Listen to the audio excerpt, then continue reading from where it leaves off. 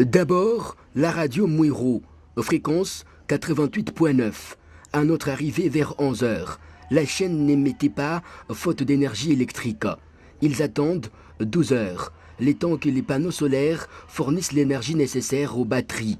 La diffusion n'est donc pas permanente. Pendant la journée, on travaille avec l'énergie solaire.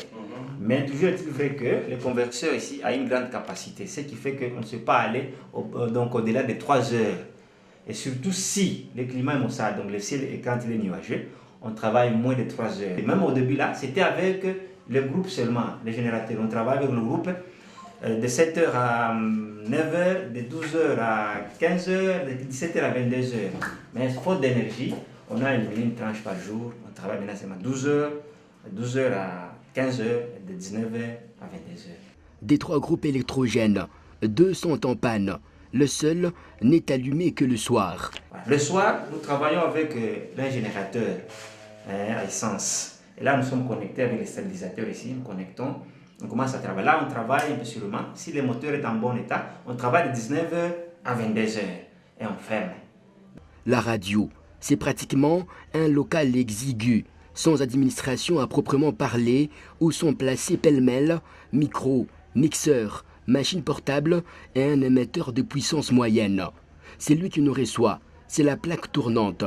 Et on dirait même incontournable de la radio, Deogracias Tiboba, est directeur général, chef du personnel, des programmes et des productions. Des fois, il assure même la technique. La chaîne est composée des 5 agents, dont une sentinelle et plus de 15 pigistes. Ils font du bénévolat malgré eux, à les entendre. À un certain moment, nous recevons aussi les autorités qui viennent aussi, qui ont besoin de la radio. Mais à un certain moment, ils ne savent pas penser à nous. Alors, ce n'est pas qu'on ne le condamne pas, mais c'est à eux aussi de penser à nous. Ils nous aident, puisqu'il n'y a personne. La radio Mouiro est une initiative de l'honorable Jean-Pierre Campagny, député national élu de la circonscription de Kilwa.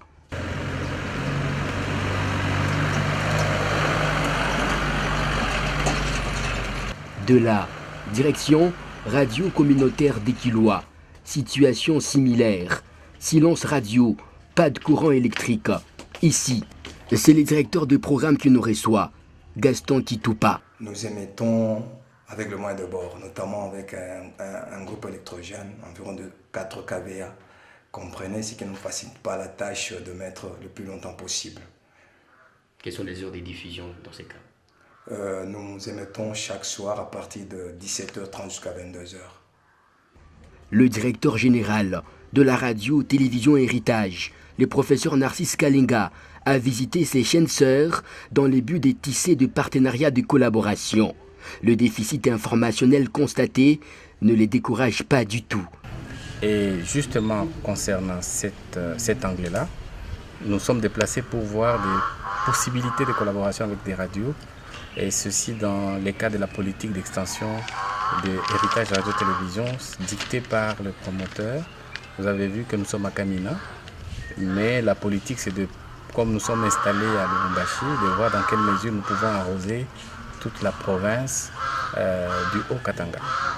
Et certes, il y a des endroits comme à Puerto où on peut avoir des télévisions qui nous captent et qui nous relayent, mais il y a des endroits où l'information manque complètement, et pour même ceux qui ont de télé à Puerto, ils ne sont pas nombreux. Donc il y a à repenser, et je vais faire rapport évidemment pour voir dans quelle mesure le promoteur qui s'investit dans ça, parce que l'ambition aussi de la radio dans le programme 2018, comment étendre notre rayon d'action dans le cadre de la politique d'information de Héritage Radio-Télévision. La cité des Kilwa compte 2 radios, mais les territoires du Puerto dans son ensemble en compte 5 et évoluent toutes dans un contexte complexe commun.